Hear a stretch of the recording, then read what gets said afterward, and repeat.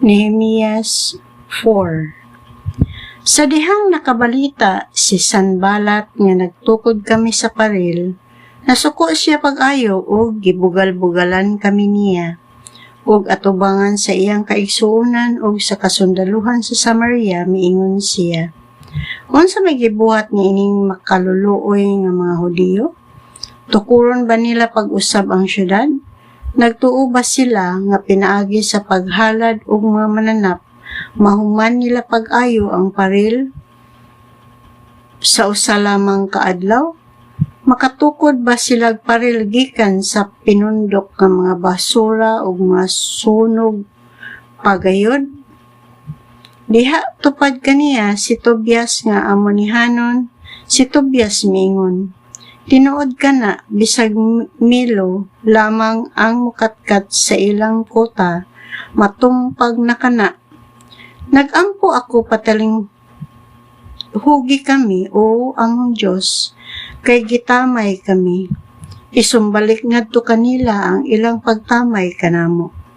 Kuhai sila sa tanan nilang kabtangan o ipabihag ngadto sa laing nasod.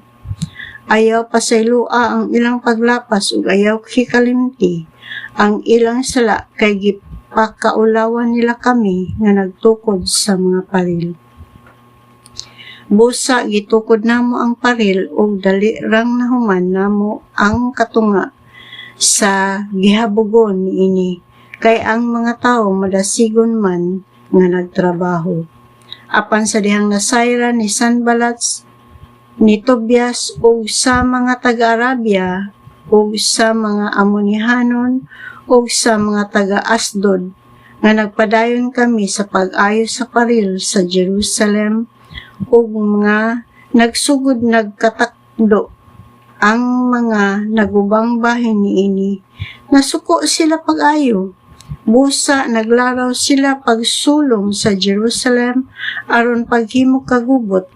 Apan nagampo kami sa among Diyos o nagbutang o gwardiya adlaw o gabi. Apan miingon ang katawhan sa Juda. Nagkaluya na ang tigdala sa mga bugat nga pas-anon o nagkatipon og pa ang mga nangaguba. Dili kami makatrabaho sa paril.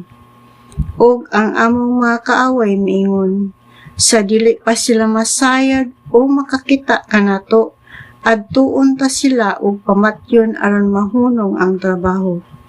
Unya ang mga Hudiyo nga nagpuyo tipon sa among mga kaaway miadto kanamo og giingnan kami sa makadaghan.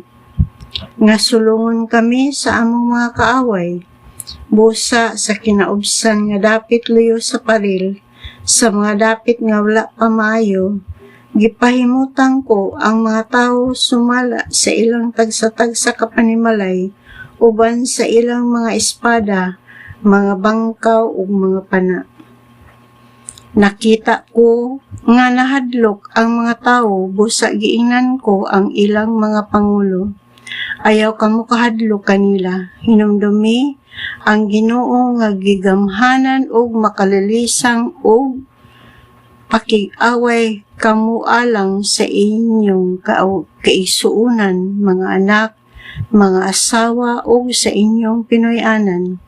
Nakabalita ang among mga kaaway nga nasayra namo ang ilang laraw ug nga gipakyas sila sa Dios. Unya namalik kami ngadto sa tagsagtagsa namo kabuhuluhaton sa paril. Sukad ni atong adlaw, katunga sa mga trabahador nagtrabaho sa paril ug ang katunga nagbitbit ug mga bangkaw, mga taming, mga pana ug mga bisti alang sa gubat ug ang mga pangulo nagpaluyo sa katawhan. Nga maoy nagtukod sa paril. Kadtong nagdala og mga butang gihimo nila sa paagi nga ang pikas kamot nagtrabaho ug ang pikas nagbitbit og hinagiban ug ang matag trabahador nagtakin og espada samtang siya nagtrabaho. Diha sa akong tupad ang tawo nga tigpatingog sa trompeta.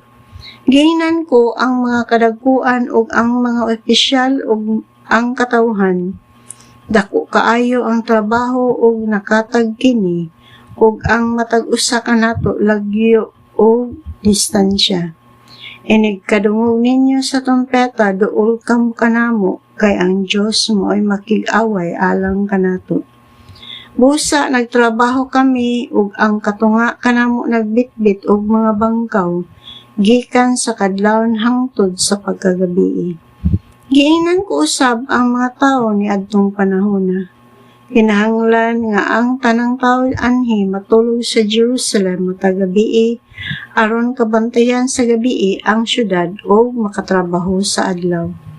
Busa ako, ang akong mga kaigsuonan, ang akong mga sulugoon ug ang mga gwardiya nga misunod kanako walay usa kanamo nga naghukas sa among bisti bisan sa gabi.